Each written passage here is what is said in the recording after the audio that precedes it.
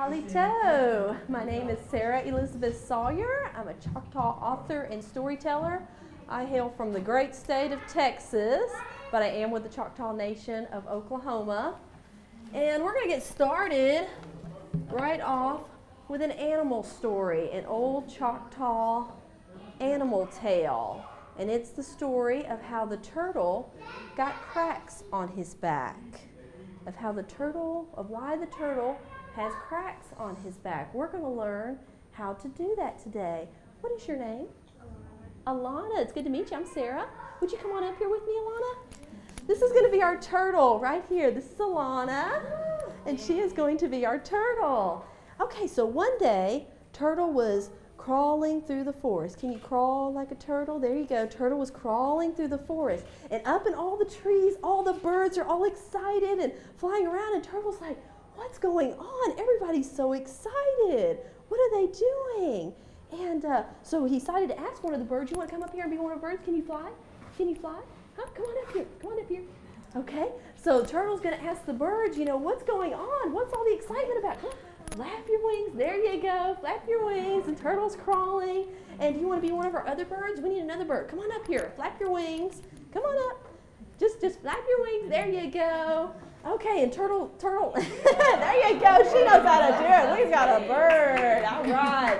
So Turtle asked the birds, what are y'all so excited about? And y'all keep flapping your wings. Turtle keep crawling. And the birds say, well, we're getting ready to fly south for the winter. And Turtle says, oh, I want to go with y'all. And the bird says, oh, you can't go with us. You can't fly. And Turtle says, oh, I really wish I could go south with y'all for the winter. And so Turtle walks around the forest and crawls around and is thinking and thinking. And then Turtle has an idea. I'm going to get a big stick. And y'all are going to each hold it in your beak. And I'm going to hold it right in the middle with my mouth. And when y'all take off flying, I will go with you. And so the bird said, yeah, we can do that. Keep flying, birds. Keep flying. Keep flying. There you go. And so the bird said, yeah, we can do that. So Turtle goes crawling out the next morning, goes out in the forest, and hunts down and finds this big stick. Okay, so then Turtle brings it over here to the bird friends. Says, okay, I got the stick. Okay, birds fly. And you're holding the stick on one. Turtle, you're gonna hold the stick in your mouth, okay? Hold on tight. All right, birds fly. All right, ready? Now, they're gonna start flying. They're flying, and Turtle's so excited because he's now flying with the birds. And all the other animals are saying, look at Turtle flying with the birds. He's going south for the winter. And off in the distance, there were some crows. There were some crows off in the distance that saw them flying. And they were like, look at that turtle flying with the birds. Is that a fly, crows? And the crows come up and they're like, look at the turtle. And he's flying, she's flying with the birds. And they say, and the crows say, who ever thought of that was so smart? Who thought of that idea? And Turtle's was so proud and wanted everybody to know that I thought of this idea. And so Turtle opens her mouth to say, I did. And oh, Turtle falls down and lands on her back and cracks her shell. And that's the story of why the turtle has cracks in his back. And it reminds us to not get too proud. And even when we're smart, sometimes we need to keep our mouth closed. Y'all give him a hand. Y'all take a bow. Take a bow. Oh, good job, y'all. I have some special things for everybody today. That story is in our storytelling coloring book that you get to take home with you, especially for the awesome job that you did. Sorry, let me get a quick drink. Great job, guys. I borrowed this drum from the music room because I wanted to play a little tune and see if y'all recognize it, if I can do it. Let's see. Does anybody recognize that? Does anybody know what tribe that is? Think about what tribe. Parents? Anybody know what tribe always played this? Give up? It was the tribe of Hollywood directors.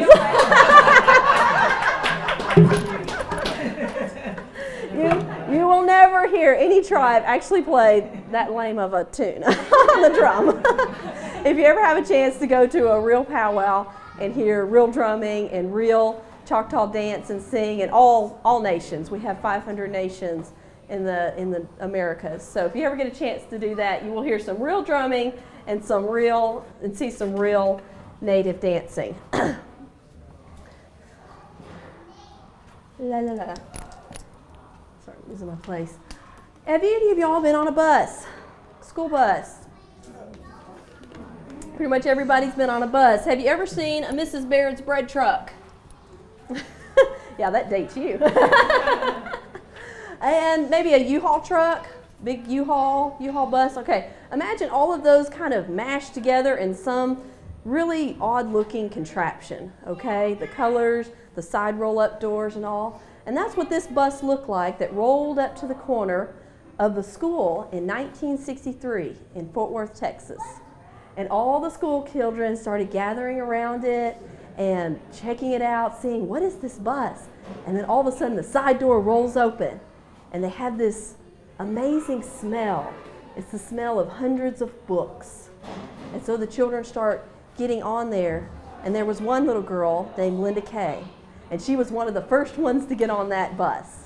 And she got her library card and she started going through all the shelves. She could pick out 5 books. And so she started going through the shelves, and she found some Old West tales and some stories about Daniel Boone, and she started stacking them up, and she found 4 books. And she was just looking for that 5th one when she heard a voice behind her. And someone said, "Hola, ¿cómo estás?" And she turned around, there was this really pretty little Mexican girl standing there, Hispanic girl, standing there. And she was looking to make friends. She was brand new at that school and didn't have any friends. So Linda Kay, though, couldn't speak Spanish, even though she kind of looked Hispanic. And she said, "Sorry, no speak Spanish." So the girl walked off, and Linda Kay kind of sniffed, and she went back to looking for her books, because you see, she was Choctaw, Indian, and a lot of the kids didn't understand that. And so they shunned her, and she didn't have very many friends. So she continued looking through the books on the shelves, and she pulled one out. It said Native Americans. And she paused, and she's like, "No, I don't want to get that book." And she started to walk away, and she heard her daddy and something that he used to tell her all the time. And he used to tell her, be proud of being Indian. And so she was like, "Oh, he doesn't know what it's like going to school." And about that time, the book kind of tumbled off the shelf, and it landed, and it opened up to this picture of a young girl with reddish brown skin and braids. And she held that up, and she looked at it, and she said, "She looks like me." And so she started flipping through the pages and seeing all of the pictures that came to life to her of horses and teepees and mothers and fathers and farms. And she realized what her daddy said was true, that she needed to be proud. And she knew that's who she was created to be.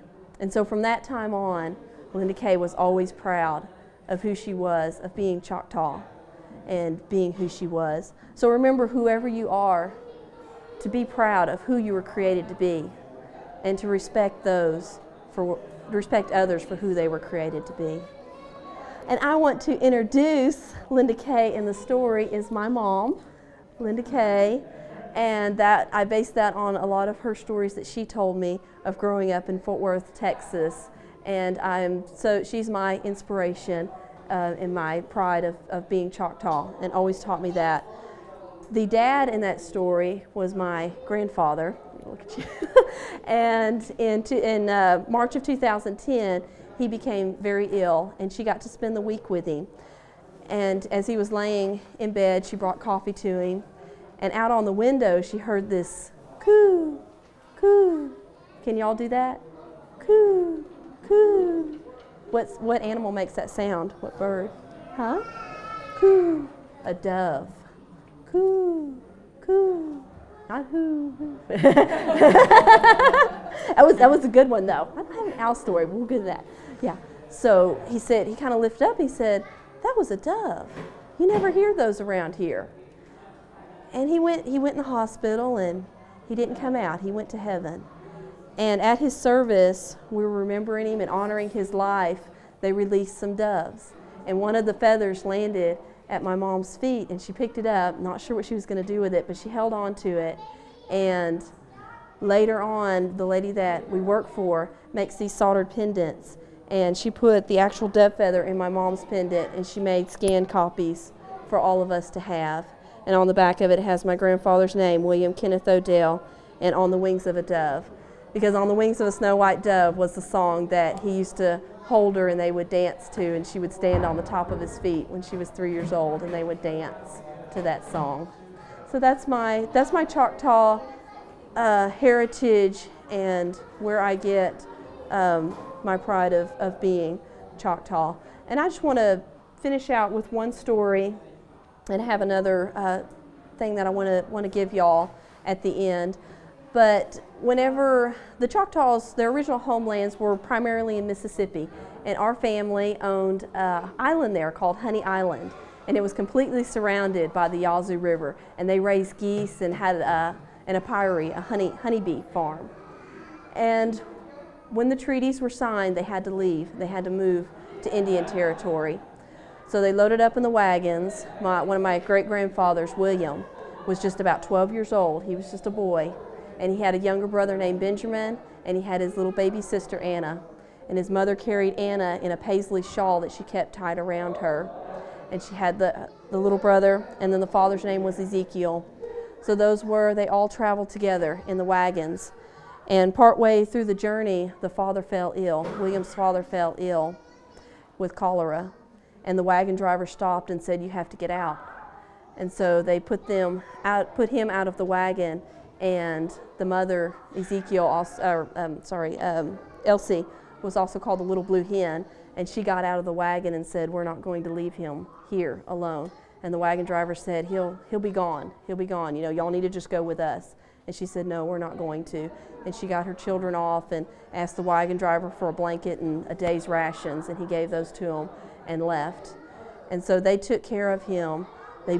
That night they built up a huge fire because they had wolves were all around them. Can anybody make the sound of a wolf? Huh? Can you make a wolf sound? Oh, oh. So they're out here in the woods alone in the dark, and there's the sound of wolves all around them. So they built up a big fire, and they built up a barricade all around them of the branches, and they took care of their father. And the next night he passed too, and they took care of laying him to rest, the boys, and they had to then carry on alone. So the mother, Elsie, she tied the baby to her, and she took the boys, and they started on their journey, and they came to the river, and the river was flooded, and they had to cross, and the river started sweeping them away downstream, and they nearly drowned, but they made it across, and they continued walking until they got to the fort where their relatives were called, and they brought them to their new home in Hugo, what's today Hugo, Oklahoma, but it was Indian Territory then. So that became known as the Trail of Tears, and that was the Choctaw removal from Mississippi in the 1830s. It took about 3 years for them to remove. A lot of families didn't even have a chance to pack their things. A lot of them were burned out in the night and had to flee on foot, and some of them, a lot of the children didn't even have shoes on. These are the treaties that were signed during that time period for them.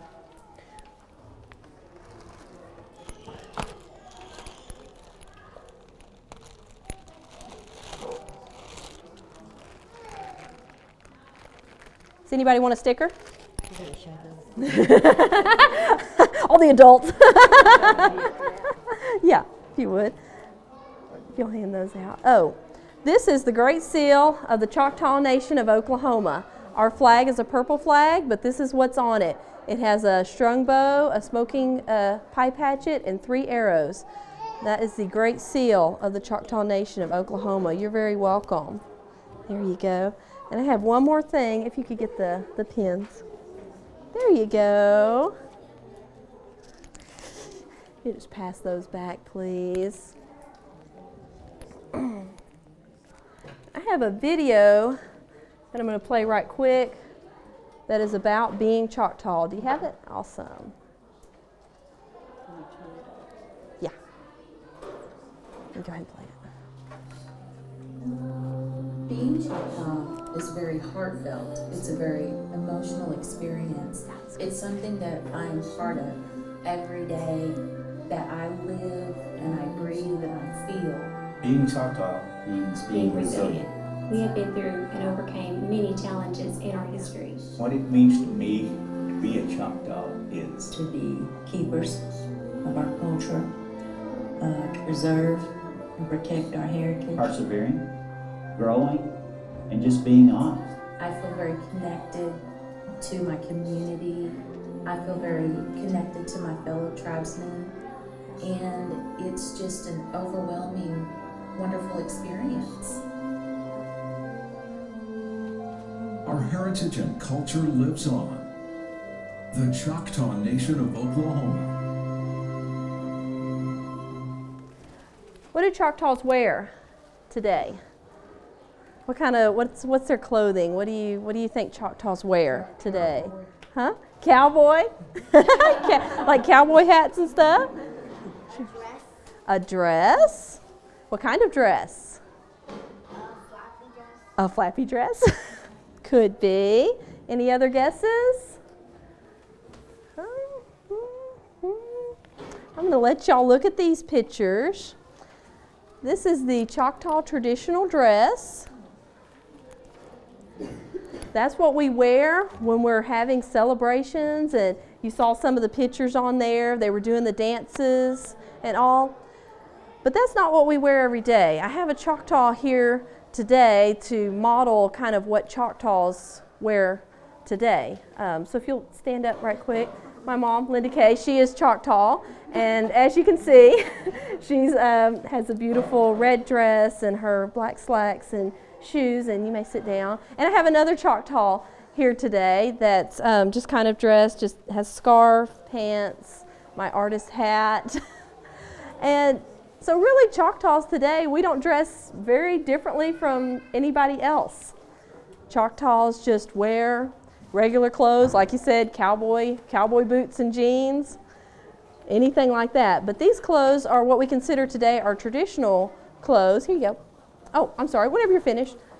These are our traditional dress that we wear, just like if you were getting dressed up for a party or something and you would wear something special. And that's what a lot of Choctaws wear today.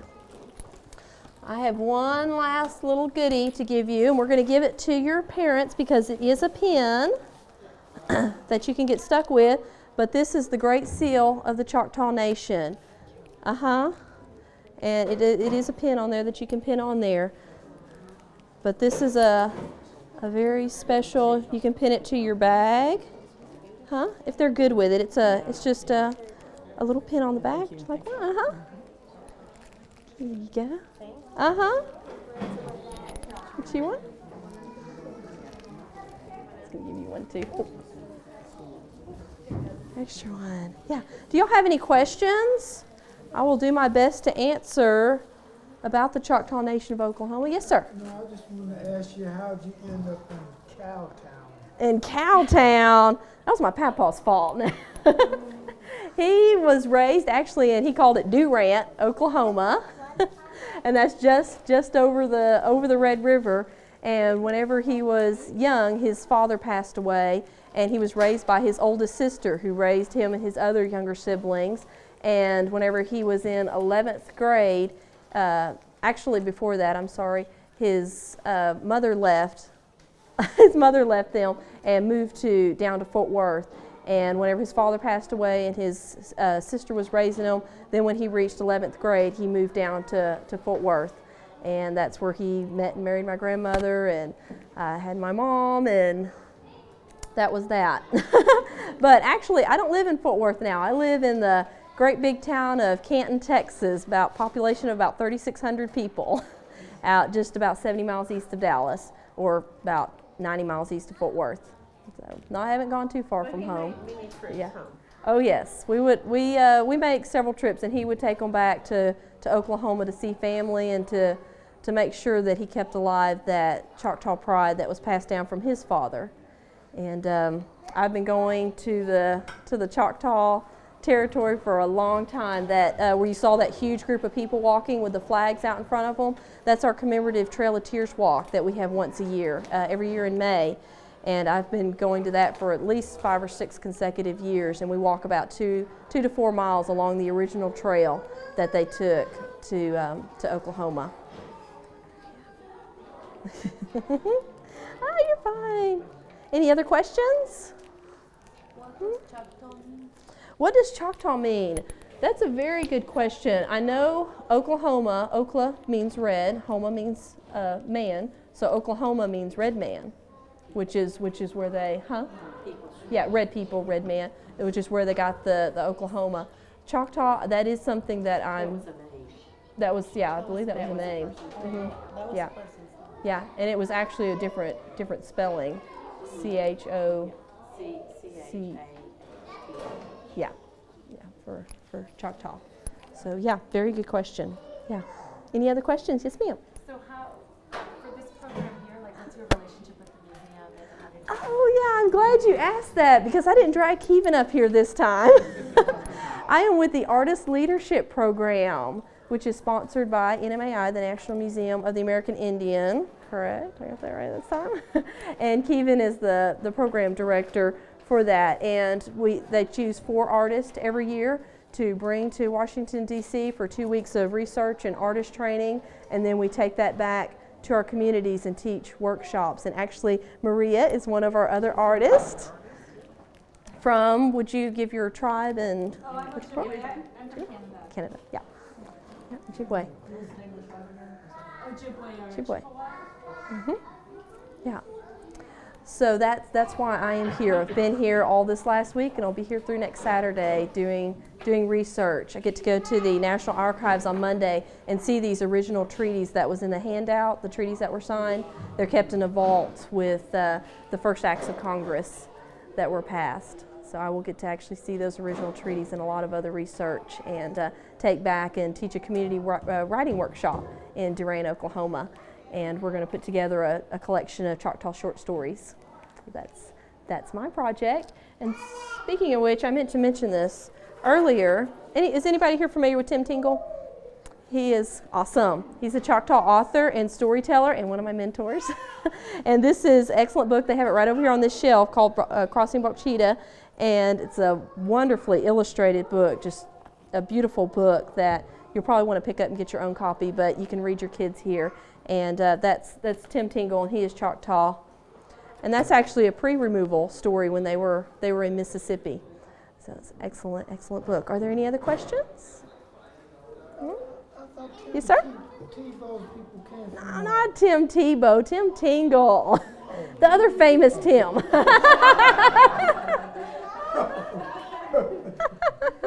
Very nice, very nice. No, that's fine, that's fine.